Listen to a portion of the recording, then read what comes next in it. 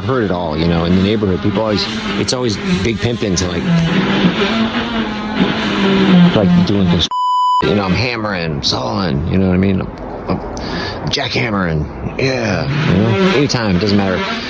Weekday, weekend, doesn't matter. It's always pimp, always great, because that means you're doing something. What the fuck is this? Bro, I never in my life thought I would hear a sound that's like right in between the worst fart of all time and like fingers on a chalkboard and like a annoying circular saw. Listen to this. Fuck.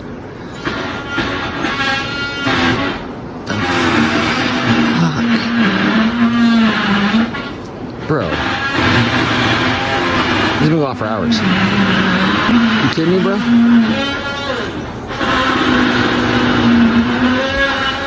I mean, it's kind of badass. It's very, you know, industrial music, whatever this is. Bring this to the gig.